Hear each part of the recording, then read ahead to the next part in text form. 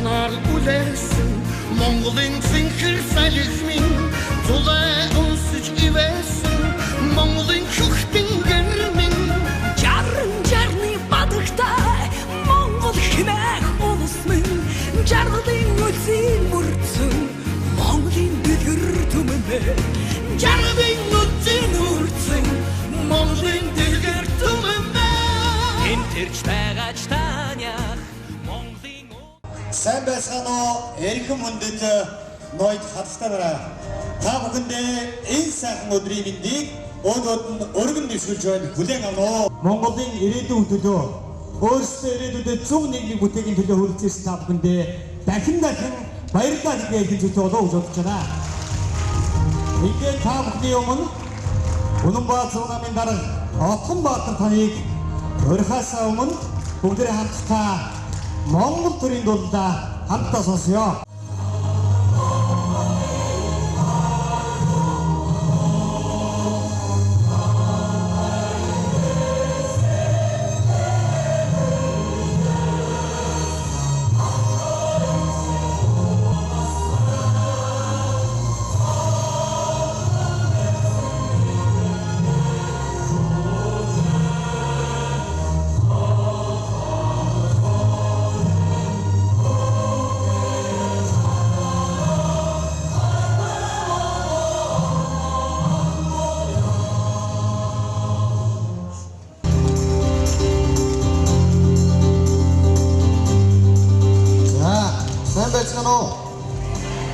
За, сайн гэж хэлж байгаа улсуудад бүр их баярлалаа.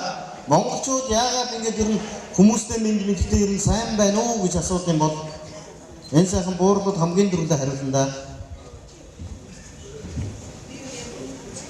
Биений хүндэтгэж тийм ээ. За, сайн байна уу гэд асуухаар хүн өөрөө юу гэж хариулж байна? Сайн гэж хэлээд яаж вэ? Өөрийгөө өрөөж ш. Сайн байна уу гэхлээр сайн гэж хэлээд өөрийнхөө бүх юмыг сайн байгаа гэж өөрийгөө өрөөж хэлж байгаа байхгүй юу? Эмнэлгийн орон дээр хичнээн гөвдсөн хүн дээр явж очиод сайн байна уу та гэдэг ихлээр нөгөө хүн үгүй байна гэж хэлээс хариулдаг. Оронд нь юу гэх юм? Сайн гэж хэлдэг.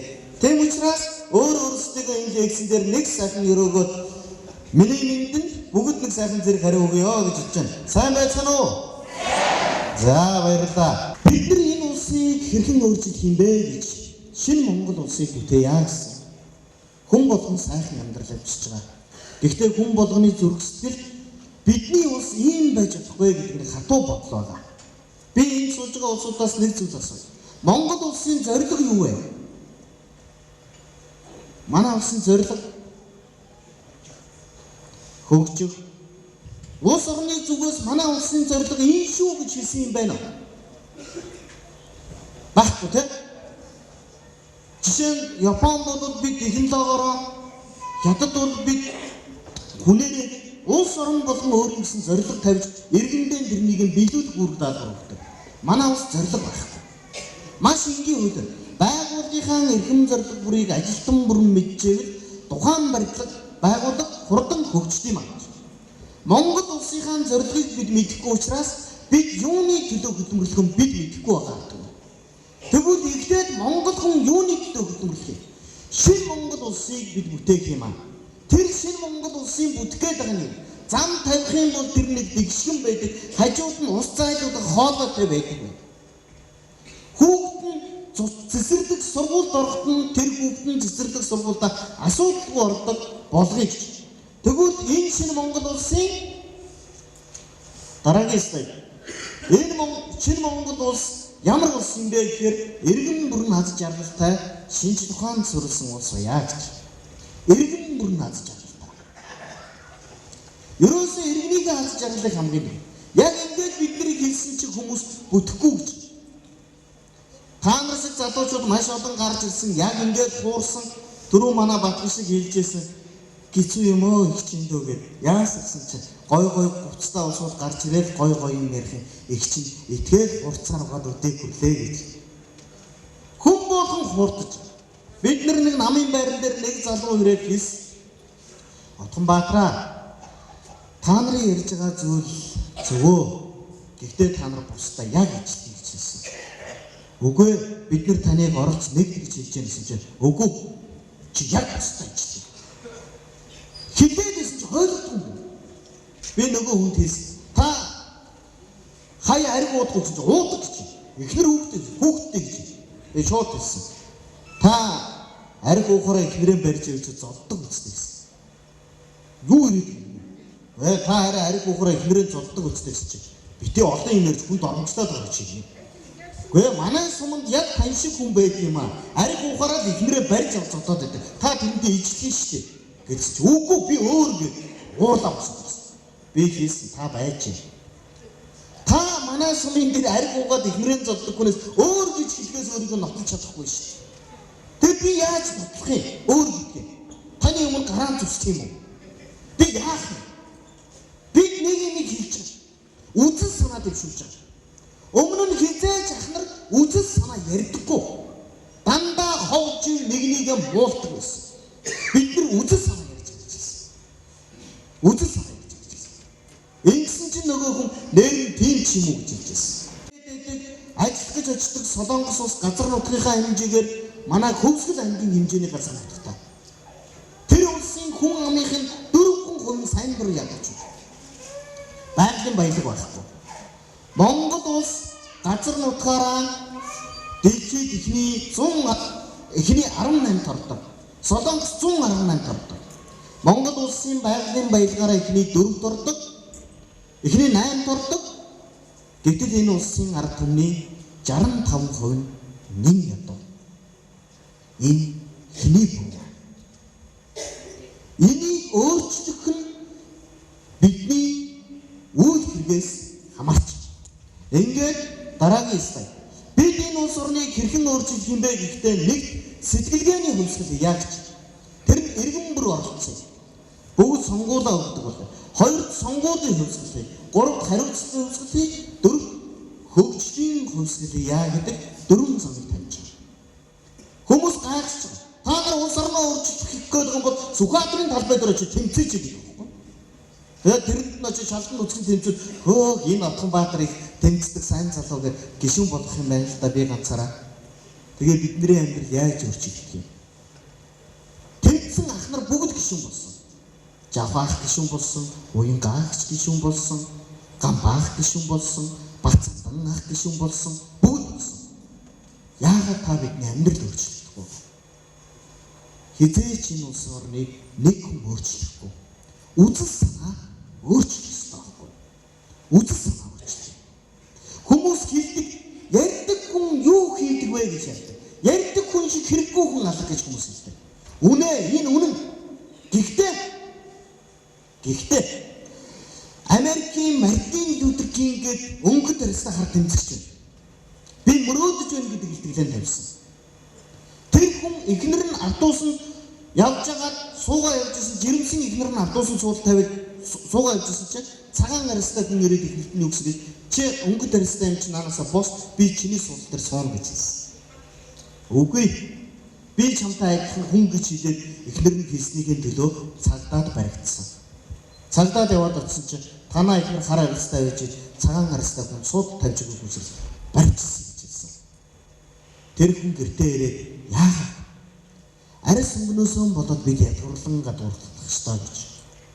Миний хүүхэд хизээ нэгэн цагт хар арьстайхан төлөө үзэн яддаг нийгмийг өөрчлөмөр байна гэд агуу би мөрөөдөж байна гэдэг илтгэлээ өөрийнхөө дэргэд байсан 10 хүнээс илт тавьсан. Өөрийнхөө иргэнд байгаа 10 хүнд ярьсан. Ахаа цааш яваад 100 ярьсан. 100 мянга болсон. Нэг өдөр Америк даяар юм илтгэл нь яваад Америк даяар өнгөт арьсныг эсэргүүцэх том тэмцэл өрнөсөн. Тэр хүн эхнэрээ цагдаад бариулахгүй тулд эхлээ яах вэ? Манайхны хэлээр гэрээ засаад биеийн засаа гэсэн бол гэрээ ингээд бетон байшин болгоод өөрийгөө хамгаалах байж лээ. Тийм тэмцэл хийгээгүй. Хүмүүсийн тархинд өөрчлөлт хийсэн. Ганди гэдэг хүн байна. Индигчүүд бид нар Английн колоноос гарах ёстой гэж яваад байсан. Яриад байсан. Хүмүүс ихлээр энэ нэг даавн өмөрсөн хөл нөцгөн тэнэг гаргаж хоолж гэлсэн. Гэхдээ сүлдө хүн болгон энтхий хүн ойлгосон. Ойлгоод ирсэн ард түмэн гар гарнаас гинжин гэлхээ бариад тэмцэхэд англичуудыг эх орноосоо энтгчүүд нэг цусгахгүйгээр хөөгд гаргасан. Энэ үзэл санааны тэмцэл байсан. Өнөөдөр бид энэ үзэл санааны үрийг та бүхэнд яриад бид сэтгэлгээний хувьсгал, сонгуулийн хувьсгал, хариуцлагын хувьсгал, хөгжлийн хувьсгал гэсэн дөрвөн хувьсгалыг хийнэ. Сэтгэлгээний хувьсгалыг бид яаж хийх юм бэ гэж ярьж хүмүүс сууж байна. Биднийг сонгуул өг гэж хэлж байна уу?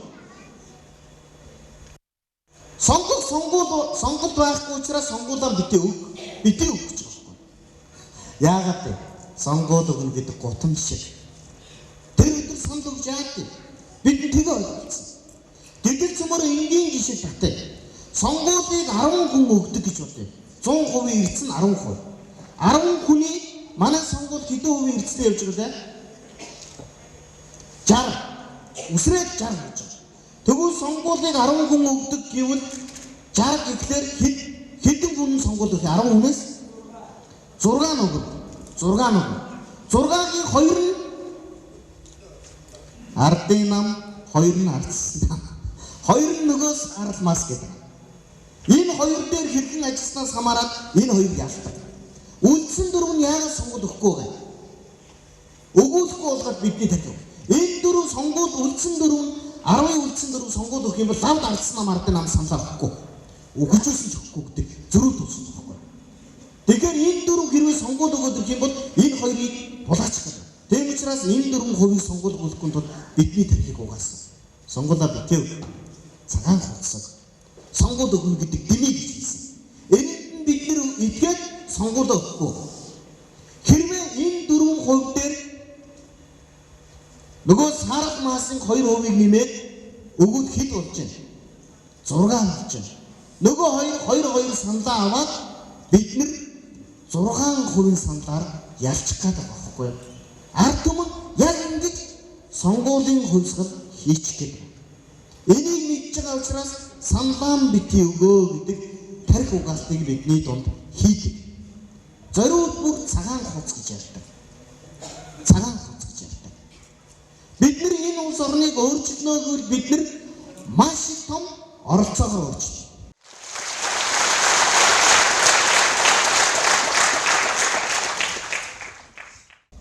За дараагийн слайд. Бид нар энэ дөрвөн хувьсгалыг хийхин хажуугаар ард түмэндээ өргөн барьж буй санал гэдэг 5 зүйлийн мөрөлбөрийг хүргэж байна. Нэгд ард түмний хүлээлт гэж. Нөгөө офшороос мөнгө оруулаад ирээч, барайч гэх. Манайхан бол сая шудраг ёс тогтчихсон. Офшороос мөнгө оруулж ирээд манай ах гарч ирээд Монгол ялна гэж бүхний өрийг дарчих гэсэн шүү дээ. Баг. Одоо хингээд нөгөө офшороос мөнгө оруулж ирнэ гэсэн яасан хүний өр дарна гэж ярьсан гүйл тийм шаардлага таныг тавил юу гэж юу гэх юм? Манангийн хамгаалагч. Манан хамгаалаад ерөнхийлөгч рүү өр дар офшороос мөнгө оруулж ирлээ гэж нэгж байна. Хүрэлцэхгүй та ажиллаа хийлээ.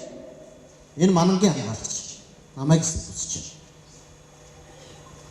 Улаанбаатар хотчууд утаандаа хордод өгч байна. Утааны эсрэг хүмүүс 100-нд ордод өгч байна гэж хэлсэн чинь. Сайжруулсан төлөвлөлтийг эсэргүүцэж байгаа манангийн бүлэг энийг эсэргүүцэж байна.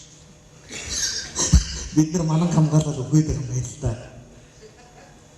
Маш гоё толгой иргэн. Хоёр дахь зүйл нь бид ачлал төр гэж байна. Хүмүүс ард түмнээс сонгогдсон төр иргэндээ ажилтаа байдаг гэж Хувлаа хааны ашил төрийн 10 зарчим гэж өвгдөө ухаан бай. Эндээс бид оруулж ирж байна. Гурав дахь нь аз жаргалтай Монгол хүн гэж. Дөрөв дахь нь гадаад бодлого, гав дахь нь хуулийг хэлбэршүүлээ гэдэг 5 үзэл санаан дээр бид энэ улсыг өөрчлөе гэж байна. Бид нэр ахмадынхаа дэтгэврийг нэмье гэж байна. Гэхдээ 300 авч байгаа дэтгэврийг 400 болгож нэмэхгүй. Тийм шогийн юм хийхгүй. Бид нар яах вэ? Ахмадуудаа хүүхдийн цэцэрлэгт үргэлжлэр ярьдаг, хүүхдийн сургууль үлгэр ярьж өгдөг цаг гарч байна. Тэгээд ахмадууд үлгэрээ яриад 10 цэцэрлэгийн хүүхдүүд дээр очиод нэг сайхан үлгэр яриад өгч нэг цаг. Тэрнийхэн төлөө 50,000 төгрөг өгье. Ингээд яагаад бид энийг хийж ирэхээр би багтаа өвөө тойруулаад биднийг тойруулаад ааныг үлгэр ярьж өгдөг байсан байхгүй. Бид нар мэдэн шүү. Нэг жижигхэн хүү нэг шатар нүүгээд асар том толгойтой мангасыг дарчжээ юм гэж. Тэгэхээр яг энэ мэдсэн энэ зүйл болохоор бид итгэж байгаа учраас энэ мэдсэн зүйл болохыг бид хэрэгжүүлье гэж. Бид нар энэ улс орныг өөрчлөхийг хүсэж байна уу? За хүмүүс гараа өргөе. Өөрчлөхийг хүсэж байна уу? За хүсэж байна. За бодож байна. Энийг хэн өөрчлөх вэ? Яг өөрчлөлт орцоод нэр дэвшээд бидэртэй хамт явах хүн байна уу? Оо мундаг биш байна. Нөгөө өөрчлөлтийг хүсэж байгаа хүмүүс маань өөрчлөлтийн төлөө явах уу гэхээр 10. Өөрчлөлтийг хүсэж байгаа бүх хүн байна. Энийг өөрчлөх үү гэхээр явдаг хүн байна. Тэгээд өөрчлөлийн төлөө явж байгаа гэхээр юу гэнэ гэж нам дагсан юм. Нам хэрэг. Дуасан нэг нам лайд. Үнэн. Нам дагсан хүмүүс амьдралд хүрдэг гэдэг чинь үнэн шүү дээ. Ардсан нам, ардын нам хоёрыг дагах юм бол амьдралд хүрдэг. Амьдрал дээшилдэг билээ. Би нүдэн дээр хараад. Айд нэг намайг сонгуульж ярахад наран туул дээр гойч дуусчин гэж байна шүү дээ. Аюултай бол харин энэ хоёрыг эсэргүүцэн явж байсан хүмүүс амьдралын дээшсэн байт юм. Дашбар мэндийн зинэ гэд олон хүн амиа алдсан байдаг. Хүмүүс нам дагсан хүмүүсийн амьдрал дэвшлэл үгүй. Энийг эсэргүүцэж явсан хүмүүсийн амьдрал байтугай амин алдагтай. Харин бид нар ямар улсыг бий болгох ч гэж нам дагсан хүний амьдрал дэвшилдэг биш, ном дагсан хүний амьдрал дэвшилдэг улс орныг бүтээхийг хүсэж байна. Тийм учраас та бүгдийг оролцооч гэж. Дараагийн слайд. Оролцоогоор бид юу хийх вэ гэж? Та өөр бүгд хайртай хүмүүсийн төлөө юу хийж чадах вэ? Юу хийж чадах вэ? Эх орныхон төлөө юу хийж чадах вэ гэсэн нэг юм хоёр асуулт. Энд нэгэн зүйлээр хариулна. Дараагийн слайд. Сонгуулаа өгч чадах уу? Бүх хүн сонгуулаа өгдөг болох хэрэгтэй байна. Өгдөг болох хэрэгтэй. Оролцохдоо хэн нэгэн нь очиж саналаа мөнгөөр худалддаг болох хэрэгтэй. Тэгвэл Монгол өөрчлөлтөн. Ийм Монголыг өөрчлөхөд бид юу хийх вэ гэж? Дараагийн слайд. Бид нар хэлээд идэг. Улс орноо өөрчлөе, сайхан болгоё гэдэг. Оролцохгүй бид юу ч өөрчлөхгүй. Бид энэ жишээн дээр татъя. Сонгуул болохоор ардсан намаас нөгөө нэг ардын намаас нөгөө нэг хүн нэр дэвшдэг. Сонгуультай идэвхтэй очиж байгаа ард түмэн очиод хоёр хүн сонголт байгаа.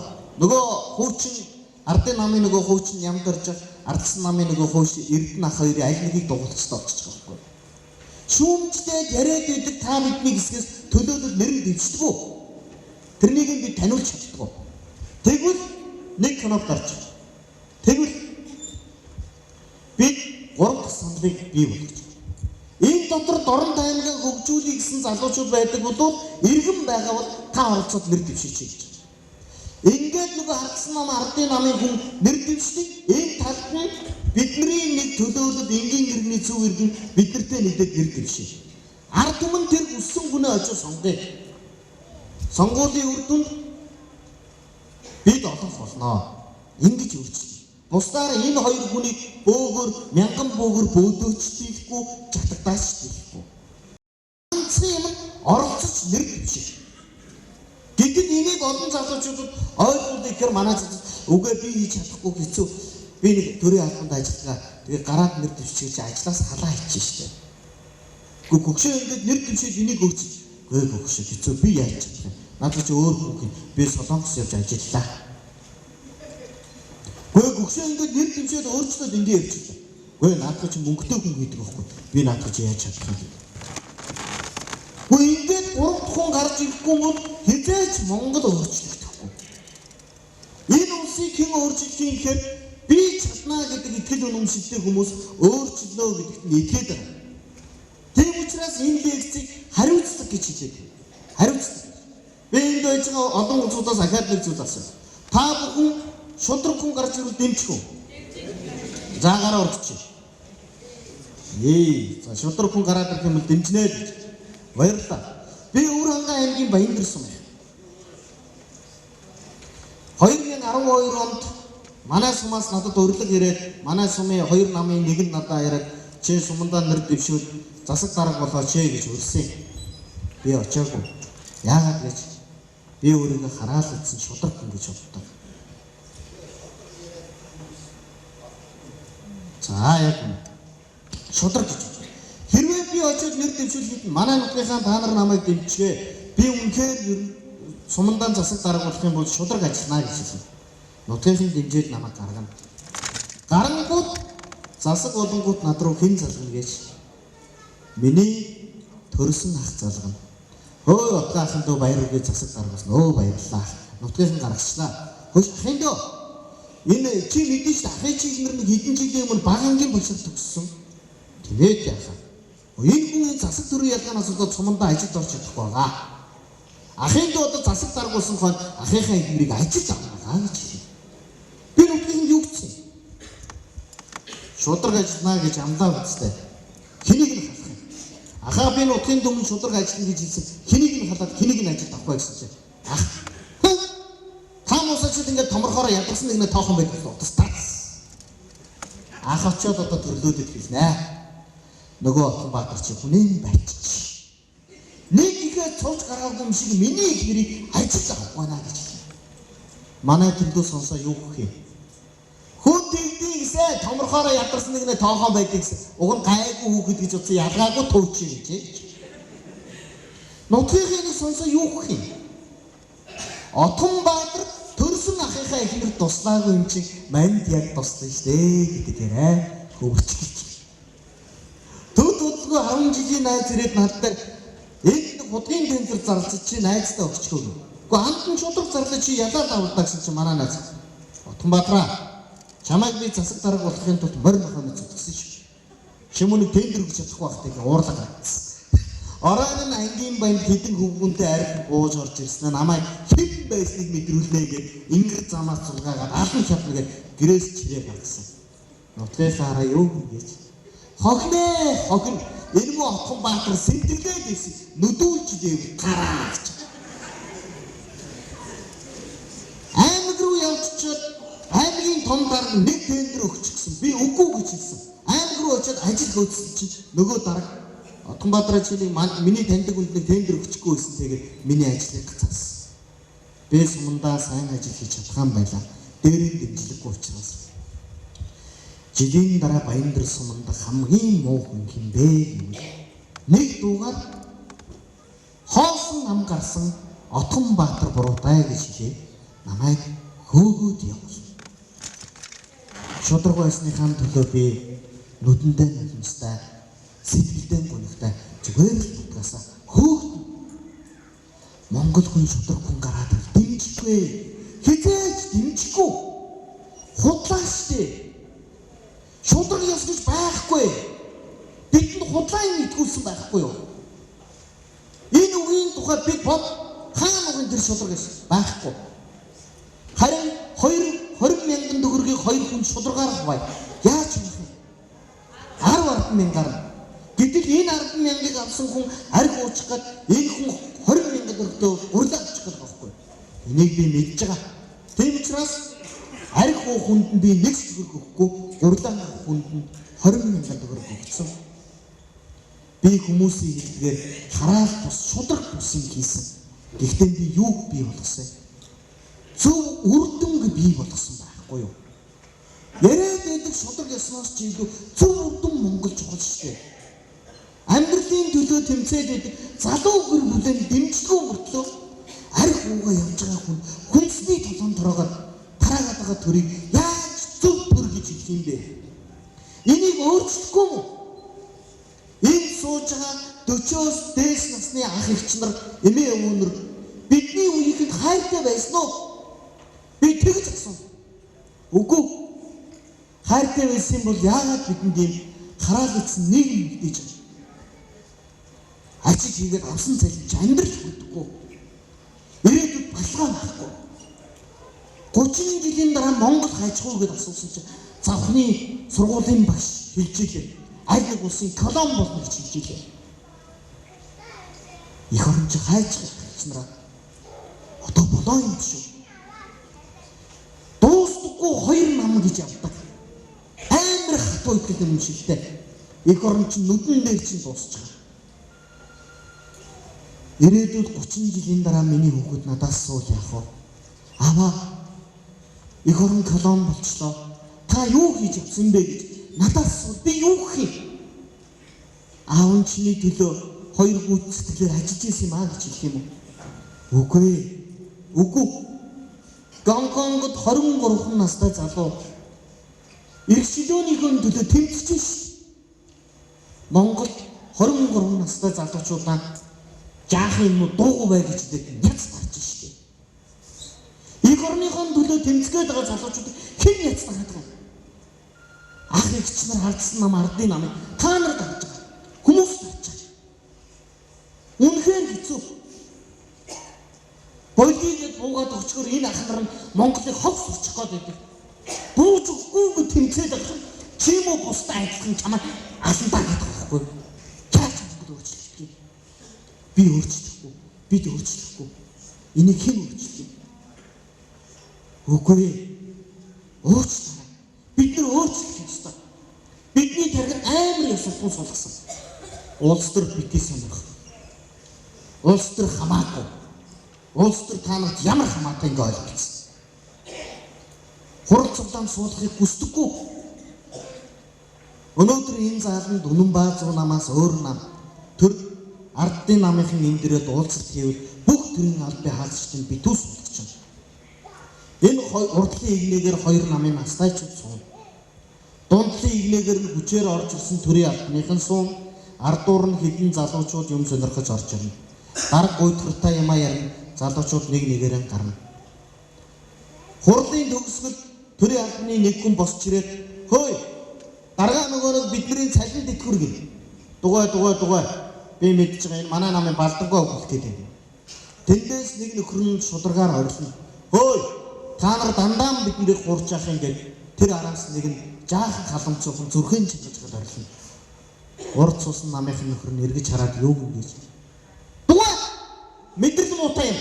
Энийг тэнийг энэ согтуу байж тээ. Энийг цагтаа аваа гараач гэж хэлж. Нөгөөдгийг цагтаа аваад гавлаа гарна. Урд цусан нөхөр манай дарга яар гэнэ. Монгол хизээ өөрчлөгдөх юм.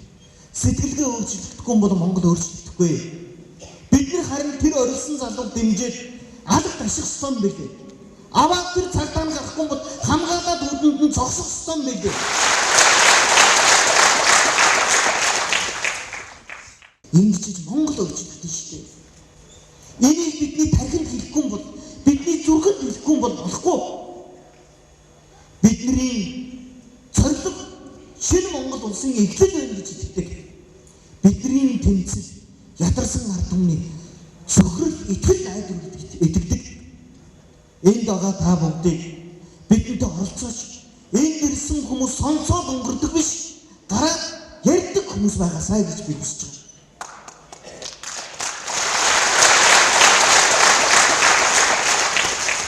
Монгол өөр ёстой. Одоо болиё л доо. Ах нар дандаа нэгээ муулаад ярьдаг. Одоо манай энд сууж байгаа сайхан залуу их хар. Дүүнэр маань байна. Энэ хэдийн ирээдүй ямар гэрэлтэй байгаа вэ? Тэм учраас энд сууж байгаа бас бурлуудан зориулаа хэлэхэд энд сууж байгаа ухаантай улсууд бүгд шууд ойлгож байгаа. Ахмадын өргөн дээр маргааш ахмадтайгаа уулзалт хийхдээ ах нар минь яриад өгөөрэй. Оюутан залуучууд ирсэн очиод ангидаан очиод гэрдээ бид нар ярих хэрэгтэй. Ингэж бид нар олуулан болно. Бид нар яаж өөрчлөх гээд байгаа юм бэ гэж хүмүүс асууж байгаа. Тийм ээ. Би та бүгдийг оролцож нэр дэвшээч гэж. 76 юу вэ гэдэг вэ? Яа гэнэ. 76 хулгайч байна гэдэг байхгүй. Үнэн. Тэгвэл энэ сууж байгаа дүүгийн нэр хэм блэ? Од сүрэн шиг зөв залуу 76 дотор нэг ороод ирлээ. Од сүрэн ороод ирсэн. 76 хэд болох вэ? 75 хулгайч болно үстэй. Од сүрэн нэг хулгайчийн зөв хүн болгоод ороод ирлээ шүү дээ. Тэгвэл агад батгээд зөв хүн ороод ирлээ. 76 хэд 76 хулгай шид болох юм. 74 болно. Яг энэ мэдсийн ингээ оролцоогоор бид нар цөөлөд 76 хулгайч 76 зөв хүн болох хэрэгтэй байхгүй юу? Бусдаар яаж буудаж алах гэж байна? Бодлоо итгүүлж байгаа шүү. Сүхбаатарын талбай дээр гараад тэмцэлхий. Тэгээд буугаад өгнө. Үгүй тийм байхгүй. Тэр ард түмний мэдтэйдийн та нар буу гэх буухгүй яахаар буухгүй. Тэр ард түмний мэд хизээ ирдээ. Энэ сууж байгаа бид нар ард түмэн байгаа үз. Зөв. Тэгвэл бид нар оролцоод нэр дэвшээд сонгуулийн үр дүнд бид нар гараад ирээ. Одоо та бидний мэдэлд энэ төр ирж байгаа нь энэ байхгүй. Австар төр ард түмний мэд байдгийн чи буугаадаггүй нэг сайн дураараа гişүүнээ өгөх тийм хүн байхгүй. Тэм учраас бид энийг өөрчилъё гэдэг ийм зорилгыг тавьж байгаамаа. Шинэ Монгол улсыг бүтээх гэдэг эрхэм зорилгыг тавиад ажиллаж байгаамаа. Ингээд би нэг зүйл яриагаа өндөрлөё гэж хэлж байгаа.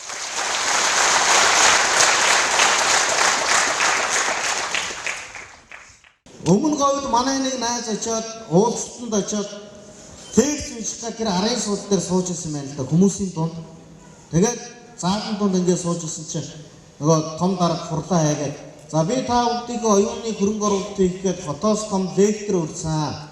Тэгээд тэр залуу лекц уншнаа гэдгсэн. Гэсэн чинь тэр залуу хоёр залуу өгшөө. Даргын ард дээр нэг нөхөр лекц уншиж гэж байна. Манин харилаа. Чи харин юм тараана гэвэл манайгаа дуутчих ирээ даггаа гэсэн.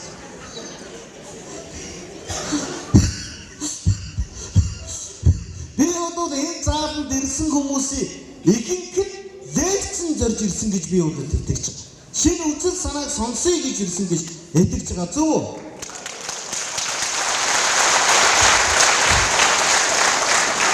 Солонгос улсын ерөнхийлөгч Паккет ерөнхийлөгчийн цэргийн эргэлт хийсэн ерөнхийлөгч нэг өдөр ард түмэндээ хандаа юу гэж хэлсэн гэж манай ард түмэн та нар яг үүндээ дахианаас долоондор гэж хэлсэн. Ямар дахиа гэсэн? Грекийн годаа донгодох дахианаас гэсэн. Дахианаас дондор хүн байд юм уу? Байхгүй. Чи битээ доромжид бид нар юугаар ч нэгч дахианаас долоондор биш гэж хэлсэн. 7 хоног ерөнхийлөгчийн огцруулыг бид дахианаас долоондор биш гэж хөдөлгөөн өргөсөн. 7 хоногийн дараа ерөнхийлөгч нь өөрийн огцруулыг гээд гарч ирээд үг хэлсэн. Манай ард түмэн та нар дахианаас долоондор биш үү гэсэн. Биш бид нэг ч юмараа долоондор биш гэсэн. Тийм үү. Хэрвээ үнэхээр дахианаас долоондор биш юм бол Грекийн гадаа донгоддог дахианаасаа өглөө эрт сэрчээ гэж хэлсэн. Ерөнхийлөгчтэй хордсон ард түмэн өглөө дахианаас эрт сэрсэн ерөнхийлөгчийн хийх ажлын зааж өгөөд өнөөдрийн Солонгос орны үйлдвэржилт хөгжсөн. Улс төрч хүн гэдэг алга ташуулдаг хүнийг биш. Ард түмнээ өрөөж дуудаад дургуугийн хүргэж гаач хамаагүй тэмцэл хүргэдэг хүнийг улс төрчч хүн гэж хэлдэг. Тэм учраас бидний өнөөдөр яриад байгаа юм. Энэ бүгдийн төлөө оролцоод тэмцээд өгөөч гэдэг зүйлийг ярьж байгаамаа. Америк гэдэг том гүрний нэг цэнгэлдэх хүрээлэн 60,000 хүний судалтай. Тэр цэнгэлдэх хүрээлэнд бидний мэддэг параолимпийн тэмцээн байсан. Параолимп гэдэг нь хөгжлийн бэрхшээл дэрвдээ 100 м гүйлтийн уралдаан болсон. 100 м-ийн гарааны шигмэн дээр 8 хүн зогссон. 8 хүний нэг нь 2 хөл 2 гар нь байхгүй ч юм уу, нэгийг нь 1 хөл 2 гар нь байхгүй ч юм уу. Миний хэлж чадхааргүй, та бидний төсөөлж чадхааргүй 8 өөр хүн зогссон. Харин цэнгэлдэх даяар тэр 8 хүнийг дэмжээд уухайгаар орилсон. Яг тэр үед буундууд асгийгээр гарааны сугмаас 8 хүн яг зургцсан пянч 1 2 хэмээн маш удаанаар гүйсэн. Гүйжсэн 8 хүний нэг нь хөл алдсан даам болоод унчихсан. Унсан даам болоод маш чангараа байсан. Яагаад гэж бүхэл бүтэн нэг улсыг төлөөлж ирчгээд уралдаж чадлаа гэж болсон. Харин цэнгэлдэгт байсан 60,000 хүний 20,000 харснаа дачглан гөхөрсөн.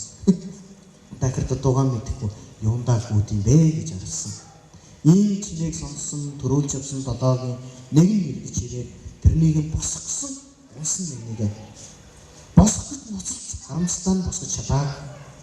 Энэ хоёрыг хараад цэнгэлдэг дэсэн бүхэн пижгэлэн хөрсөн ийм муухай чимээг сонссон төрүүлж явсан зургуулаа гинт хэн зогсоод эргэж явсаар нөгөө хоёрыг өргөсөн харин энэ үед цэнгэлдэг нэг ч хүн дураа. Хичнээн хугацаа өнгөрсөн бүүн мэд нэг л мэдсэн чинь 8 хүн 8 улаан барины шугам дээр очсон алтан медаль авч ирсэн. Би үгээр юу хэлэх гээд байгаа гэж уралдсан тэдгээр 8 хүний би дутуу байсан байхгүй юу? Гэхдээ нэг нэгэн хайрладаг, нэг нэгнийг өрөвддөг нэгэн сэтгэлийн бүтэн байсан юм аа. Өнөөдөр Монгол хүн бидний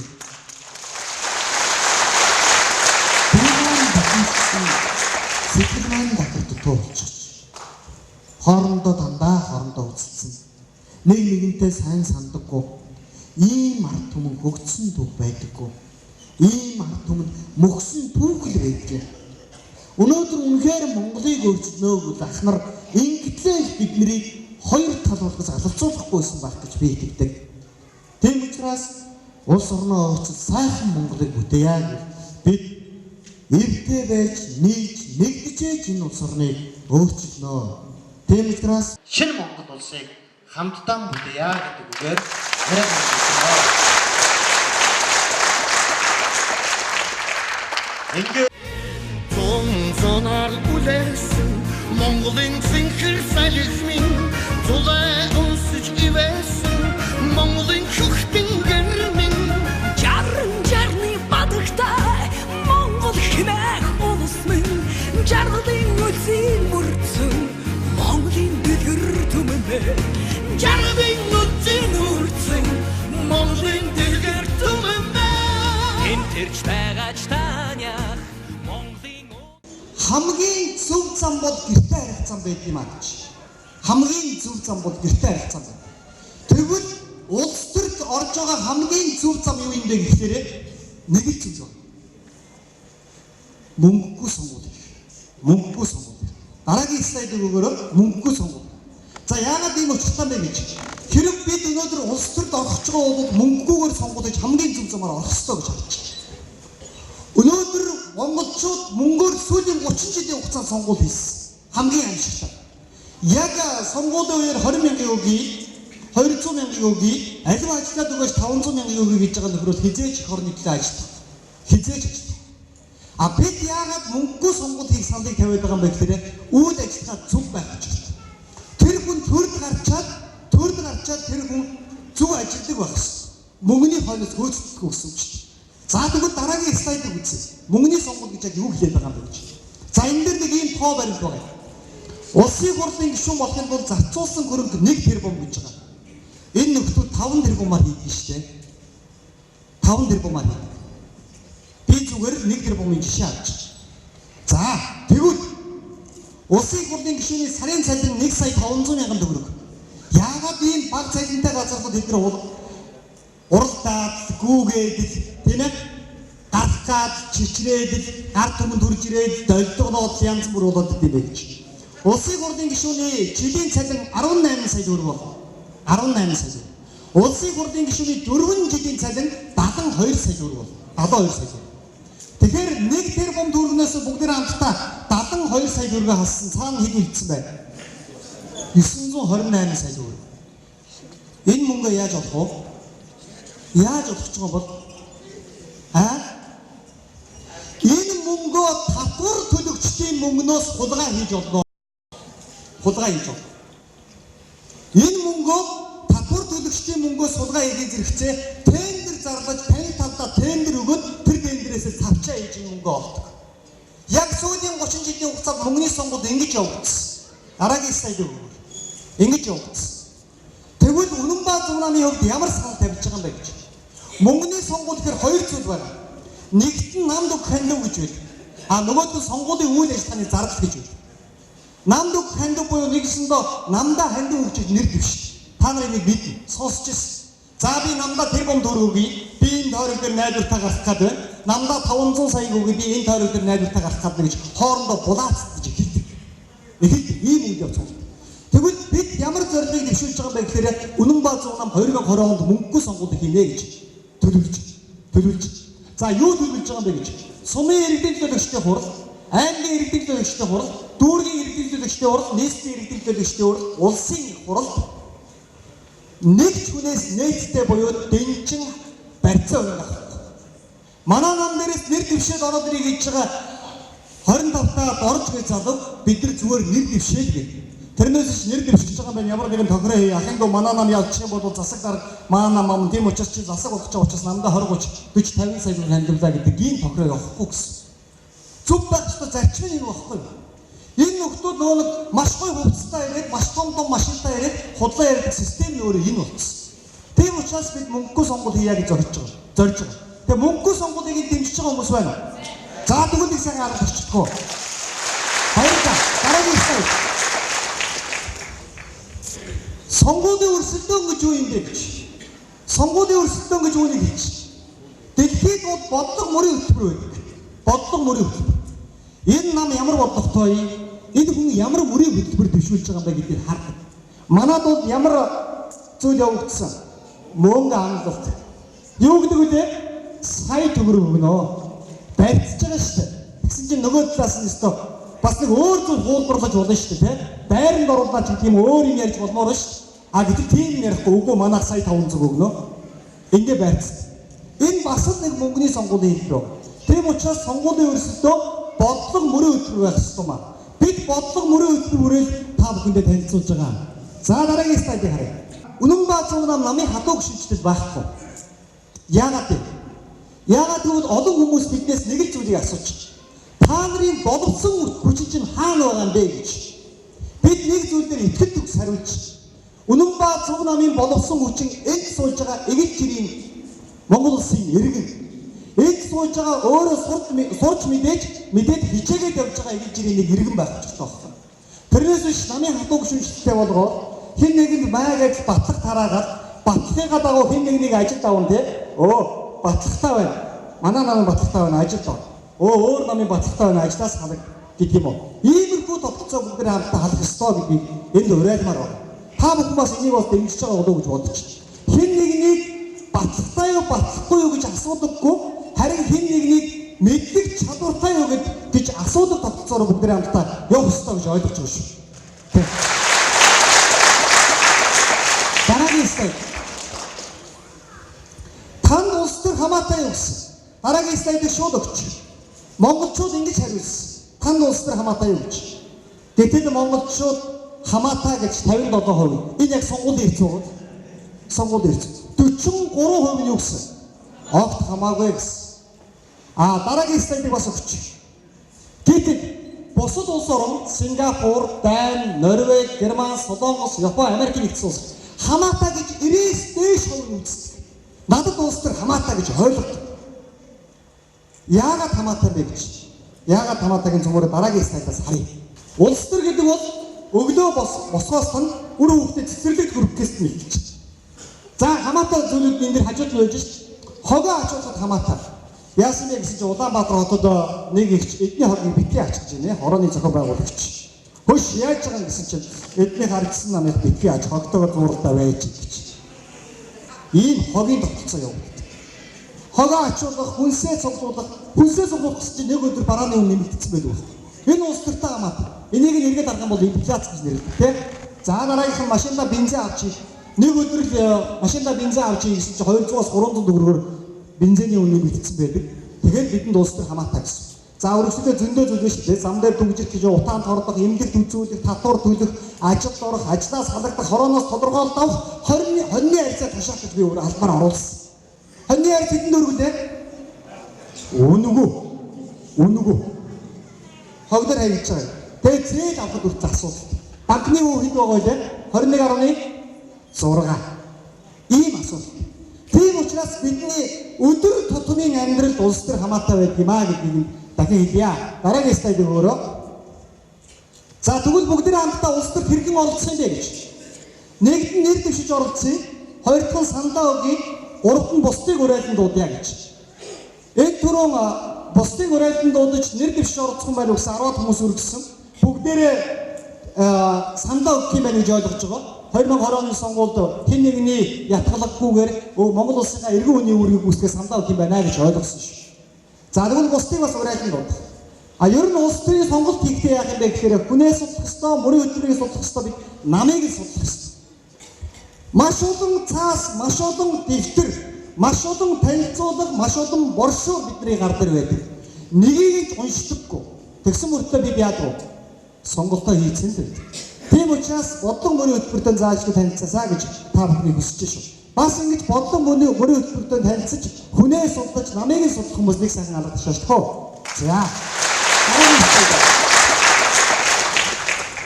Монгол улсын эдийн засаг 70-80% нь юун дээр тогтож байгаа вэ одоо? Уурхай. Монгол орны газрын зураг. Монгол орны ойн сангийн нөөц юм болсон. Харамсалтай зураг шүү. Ийм болсон. Бид тэгээд зүгээр байгаад байна. Бид тэгээд нөгөө нэг агаа игээнээрээ дэмжиж явах юм. Болохгүй байхгүй. Монголчууд ухдаг технологиор амьдарч. Юусоо ухаадаг юм. Байгалийн баялагийг үндсэнд нь хоёр ангилж байгаа шүү. Тэ? Шавхагддаг баялаг, шавхагддаггүй баялаг гэж. Шавхагддаг нөөц баялаг гэж. Тэгвэл байгалийн нөөц баялагийг хоёр ангилдаг юм бол бид өнөөдөр шавхагддаг нөөц баялагаа ухаад дуусчих. 30 жилийн дараа бидний үр хөвгөд юу хэрэглэх вэ? Гэсэн ухаад юм байдгүй. Хажуу Орос хятадаас гуух гэсэн бас гуугаад юм өгдөгөө. Одоо яах вэ? Үлсэж болохгүй үст. Тийм учраас бид дараагийн сандыг тавьчих. Слайдыг өгөөрэй. Хамтдаа бид хэрхэн хөгжих юм бэ гэж. Би 3 энгийн зүйл дээр жишээ авч ярья гэж бодсон. Монголчууд хамгийн ихэнд хөгжихийн тулд нэгдүгээр аял жуулчлалын салбар бол хамгийн чухал салбар. Аял жуулчлалын салбар. Хоёрдугаарт мал аж ахуйн салбар хамгийн чухал салбар. Бас гуравдугаарт газар тариалангийн салбар хамгийн чухал байх ёстой гэж харж байгаа. Тэгвэл аял жуулчлалын салбараас яг одоогийн байдлаар жилдээ нэг 500-аас 600 сая доллар болж байгаа. 1.2 тэрбум төгрөг гэсэн үг болж байна аял жуулчлалын салбараас. Монгол зорж ирж байгаа гадаадын жуулчид юуг илүү их сонирхдаг юм бэ гэж. 3 зүйл байна. Хамгийн ихнийх нь Монголын үзэсгэлэнд хамгийн сайхан байгалыг үзэх зорж ирдэг. Байгаль нь байхгүй одоо юугаа үзэх юм бэ? Тийм үстэй. 30 гаруй хувь нь 40% нь Монголын үзэсгэлэнд байгалыг үзэх зорж ирдэг. Дахиад 30% нь Монголын өв соёл уламжлалыг үзэх зорж ирдэг. Дахиад 10% нь юуг нь зорддог юм бэ гэхээр Монголын түүхийг судлах гэж зорж ирдэг. 10% нь өөрсдийнхөө сонирхлоор ард явдалтай таарахын тулд ингэж Монгол орноо зочилдог байна. Тэгвэл бид 30 жилийн дараа ухаад дуусгах юм бол бид юутай үлдэх юм? Юу үзүүлэх юм? Тэгвэл бид аял жуулчлалын салбарыг хамгийн зөв салбар гэж харж байна. Монголчууд аял жуулчлалын салбараас 500-аас 600 сая доллар биш 1 тэрбум доллар олдог болох юм боломж байна. 1 тэрбум ба түүнээс дээш гэж. Тийм учраас бидэнд хөгжил байна гэж харагдаж байна. Та нарт хөгжил харагдаж байна уу? Монгол хүн бүрийн ёс заншилтай, Монгол орны үзэсгэлэнт гайхалтай байгальтай танилцах гэж олон хүмүүс ирж байгаа. За малын түүхий эдийн бүтээгдэхүүн байна. Тэгвэл малын түүхий эдийн бүтээгдэхүүн дээр хоньны арьс Америкийн нэгдсэн улсад очоод хятад үйлдвэрлээд Made in Mongolia гэж бичээд Америкийн нэгдсэн улсад $150. Тийм байгаа. Монголд болохоор үнэ. Энэ мэдчихлээ. Монголчууд маш олон арга технологиор дэлхийд гарч болно. Дэлхийд өрсөлдөх шинэ технологи бидэнд зайлшгүй байх шаардлагатай гэж харж байна. За мөн дээрээс нь газар тариалан хамгийн чухал. Тэгээ энэ гурван салбарыг өөдөн татах ёстой. Уг нь бол зөв байсан бол уул уурхаагаас салбараад орж иж байгаа бүх орлогыг энэ гурван салбартаа хийх байсан. Одоо уул уурхаагаас орж иж байгаа салбар юу болсон юм? Уул уурхаагаас орж иж байгаа орлого юу болсон бэ? Зөвхөн төсвийн алдагдлал өгч байгаа. Аимшигтай. Төсвийн алдагдлал өгч байгаа. Өөр юу ч биш. Тэгээд зам тавил, бондын өр, тэг жижигхэн бүтээн байгуулалтын бондын өр гэж байгаа. Тийм учраас энэ гурван салбарыг тоордож байж өнөөдөр монголчууд хөгжнө гэдгийг хэлье. Тэгвэл Улаанбаатар намаас Монголын ард түмэнд тавьж байгаа бид мэдлэг суурилсан эдийн засгтай болно гэж харж байна.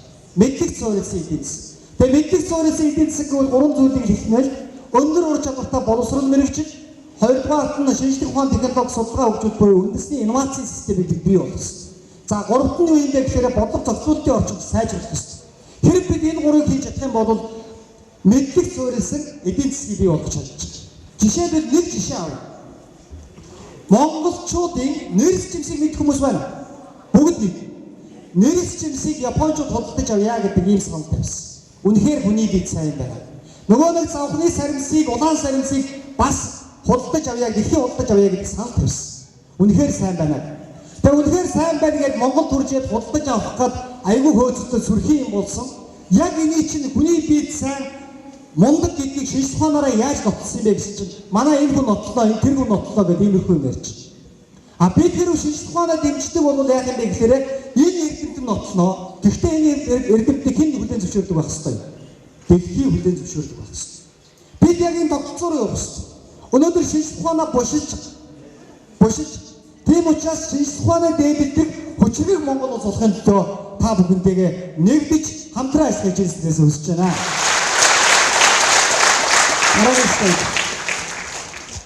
Би нэг сайхан мэдээ та бүхэндээ дуулгая. 2019 оны 10 сарын 1-нд Үнэнбаатар нам дэмжигчдийн бүртгэл 69357 болсон. Нэр дэвшигч 6404 болсон. 14,000 хүн бүх шатны сонгуульд нэр дэвшив. 14,000 хүн шүү. Тэгвэл тэр 14,000 хүний 6,404 хүн бэлэн болсон. Эндээс бас нэмэгдээд энэ хүрэлцэн ирсэн төмөн олоосоо нэмэгдээд бидэнтэй хамтарч ажиллана гэж итгэж. Тийм учраас оролцоо хамгийн чухал гэдгийг та бүхэндээ танилцуулж хэлээд байгаамаа. Дараагийн слайдыг өгье. Бид шинэ Монгол улсыг бүтээнэ гэж. Тэгээд ямар байх юм бэ гэхээр ажилд орё гэсэн чинь хүний мэдлэгийг л мэддэг байх гэсэн. Алив мэдлэгтэй чаддаг уу? За, туршлага, мэдлэг, чадварыг үлдэх тогтцоор явах гэсэн. А тэрнээс биш шинэ Монгол улсыг бүтээхийн арга дээр бусад нам шиг батлагтай юу, батлахгүй юу гэж ярьж болохгүй байхгүй. Тийм учраас би энд хүрэлцэн ирсэн хүн болгоныг өнөөдөр итгэл сэтгэлийнхаа дуудлагаар хүрэлцэн ирсэн гэж ойлгож байна. Итгэл сэтгэлийнхаа дуудлагаар. За явж очиод энэ залуучууд ямар бодлого танилцуулах нь, ямар мөрийн хөтөлбөр дэвшүүлэх нь, хамтдаа хэрхэн урагшаа авах юм бэ гэдэг төлөвлөгөөгөө ярих байхаа гэж энд зорж ирсэн гэж ойлгож байгаа. Тийм учраас өнөөдөр хүрэлцэн ирсэн та бүхэндээ чин сэтгэлээсээ дахин маш их баярлалаа. Маш их баярлалаа. Бид хамтдаа хөгжих, хамтдаа их орондоо сайхан амьдрах, хамтдаа үргэлжлээд зөв нийгмийг үлдээх боломж байгаа гэдгийг дахин хэлье. Баярлалаа. Оронтой олон түмэн оюунлаг гэдгийг бидний хилээдээс шалтгаан бол яг энэ сууж байгаа та бүхэн байлаа. Өнөөдөр яг энэ лекцтэй давхцаад UBS дээр нэг солонгосон сериал гарч байгаа. Басалчлахгүй нэг ангин гарч байгаа. Гэхдээ энд бол доронтой олон түмэн лекц сонсгоод ирсэн байгаа. Та бидний энэ шинэ Монгол улсыг бүтээхийн үзэл санаа хамгийн үнэтэй байлаа гэдгийг хэлдэг байгаамаа. Тэгээ та бүхэндээ баярлалаа. Хатуу их нутаг байгаа. Ингээд бид нар уулз дуулганыхаа төгсгөл халуун илгэн нутаг гээд сайхан дуу хамтдаа дуулаад уулзалтаа өндөрлөж байгаа. Тэгээд та бүхэндээ баярлалаа.